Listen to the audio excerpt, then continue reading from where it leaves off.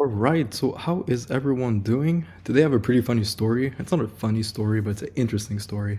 It's essentially how I took a business lesson and applied it outside of business and into my personal life. And that essentially led me to replicating the same type of growth that I experienced in my business, but this time in this new sort of avenue in my life, which is bulking, getting more muscle, and working out and stuff like that. So I used to weigh about 170 pounds, maybe a year ago, a few months ago, and recently I weighed myself and I was closer to like 185. It was towards the end of the day, so I'm guessing it's a bit less than that if I weighed myself at the start of the day. But nevertheless, I essentially made that happen because I took a very important lesson, a lesson which I wish I would have applied sooner into my life, and applied it to my workout routine, my diet, my everything, and experience, as I mentioned, the same level of growth as I did in my business and into my personal life. And it revolves around tracking data. Okay. So what I realized that I was doing, like within a year or two of running my business, is I was taking most of my actions without having the appropriate information. Okay, I would take actions that were most of the time emotional decisions, which were either preventing me from making certain decisions or I was making bad decisions because the emotions were taking over. So I was afraid to lose money. I was afraid that, oh my God, I'm going to lose some of my team members. We're going to lose clients. We're not going to grow as fast if we do this. So I'm not going to take these actions. Or most of the time, which is what I did at the very beginning, which is gut decisions. So something inside of me is telling me like, hey, I think you should make this decision. Let's do it. Lucky enough, most of the time it did turn out pretty good, but you can only go so far with gut decisions. At a certain point, you do need data and like the appropriate information to scale consistently. And that is when I decided to implement, or at least be a bit more serious with my tracking, where I stop relying on my emotions and my gut decisions to scale my business. Now, I want to show you this in like a practical way. So back in the day, I wanted to increase my price. Okay, I used to charge very low ticket, and I was, for the longest time, really afraid to increase my price. I was like, this price works. I know people buy at it. I know it's been proven to work. I don't want to play with it because if I increase it, oh my God, no one's going to buy from me. I will never be able to make money.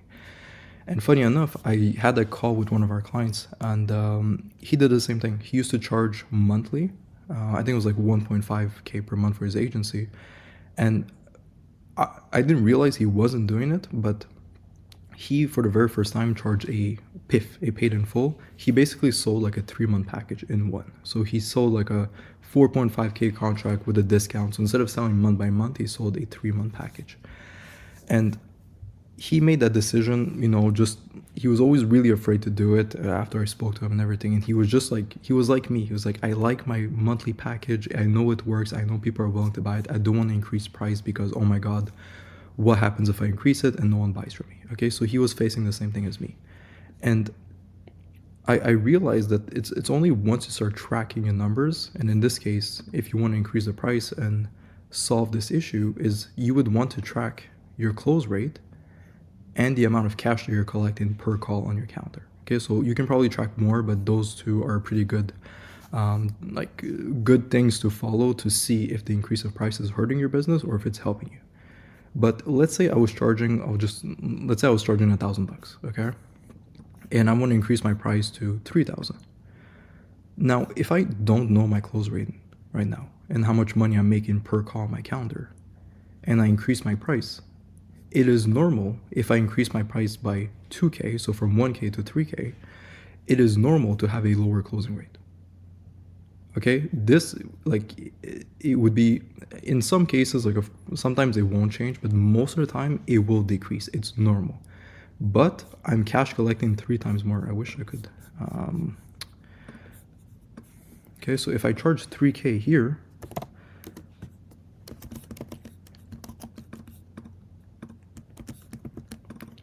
and then here I charge 1K, then of course it's normal that my closing rate here will be higher and here my closing rate will be lower.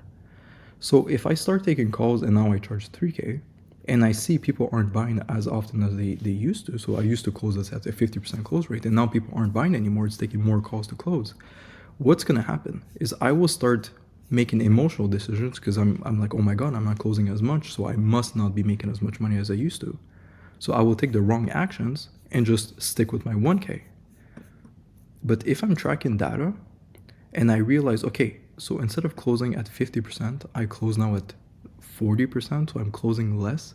But because my cash per call is so much higher because I'm collecting more money every time I close, even though my closing rate is lower, I'm actually making more money. So this increase in price is a good move for me, even though I'm closing less clients. But if you're not tracking these numbers, you're going to revert back to this way of thinking, which is just, oh my God, I'm not closing as much, so I'm going to stop everything. And this can be applied to anything in business. It's not just closing. It can literally be the very first time I applied this was when I started tracking my ads. I know now it sounds very stupid me saying this out loud, but when I started running ads, I wasn't tracking the ROI. I knew we were making money, but I didn't know how much money exactly we were making. So when my media buyer was like, "Hey Oliver, we should raise the ad spend from $100 a day, $100 per day to $200, $300 per day," I was so afraid. I was like, "Oh my God, I'm gonna be spending $300 every day." But I didn't realize the amount of money we were making back for every dollar that I was spending on ads. And it's only once I started tracking my ad spend that I realized, okay, so the more money I spend on ads, the more money I end up making. So it's a good thing. I do want to spend more. And by tracking it, I was making calculated decisions, data-driven decisions instead of emotional and gut decisions. Okay? So this can be applied to anything in your life. Okay? And here's an example, how I gained 16 pounds. So I've been working out for a very long time. I'm 25 now. I sound fucking old. I started working out, I think, seriously, like at 19 or 20. I started working out like 18. I don't know, somewhere like that. Working out in itself, I think I have very good form. I do good exercises. I do push-pull legs. I switch it up from time to time. But I do think overall I work out very well. I push myself, work out to failure for most of the time. But for whatever reason, I was stuck at like 170 pounds. I could not bulk. And I never tracked my diet. Okay, the workouts, I don't track them, but I do feel like I have a good, maybe I should be tracking it, but I never tracked anything. And for the longest time, I was just like, it's like, I don't look super skinny. I don't look super big. I'm like, yeah, he works out, but nothing too crazy. And for the longest time, I was just not gaining muscle weight. And I was like, what's happening? Why I'm working out so well, but what's happening? And then I would eat, and then I'm like, yeah, I'm sure I eat enough. Like I had a steak, I had this morning, I had some Greek yogurt. Like I must be eating enough. And it's not until I applied this principle of tracking everything into my life where I installed this app. And as you can see, like this is a new app, but I've been using it for 38 days straight, where I basically track my calories, my protein, my carbs, my everything. And funny enough, as soon as I started tracking everything over this past month, and I've been using I used to use an Excel sheet before using this app because I was like, okay, I cannot use Excel for the rest of my life. I realized that once I started tracking everything, I was like, oh my God, I was not eating enough. For my weight, I was supposed to eat like 3,200 calories per day and like 200 grams of protein, more or less.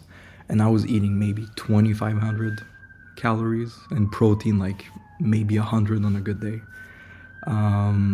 Which, shows you how when you don't track anything, you might have a gut feeling. You might think that like, okay, yeah, I must be eating enough, but it's not until you track it and you put it on paper where you actually see results.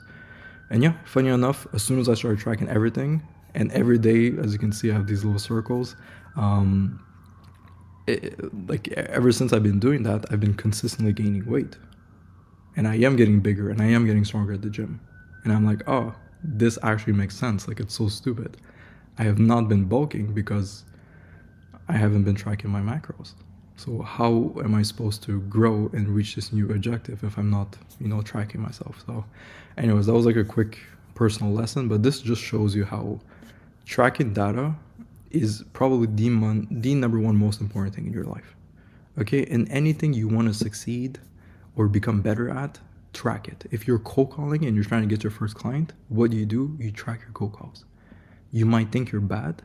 You might think you're not booking that many calls, but if you don't even know what's your booking rate through cold calls, how much time it takes you to make a cold call, then how are you supposed to improve on that? How are you supposed to see a progression if you don't even know how many calls does it take me to book a call into my Zoom calendar or whatever. Okay, so you need to start tracking absolutely everything. Okay, and one good way to know what to track and what not to track is if this metric that you're tracking, if it goes up or if it goes down, if it doesn't affect the way you make decisions, then it's not important. If my closing rate goes super high or goes super low, this will affect my decision. But if I'm tracking something random, which is irrelevant to pricing, then whether it goes up or it goes down, like, it doesn't really matter to me. Okay, so yeah, I hope this was useful.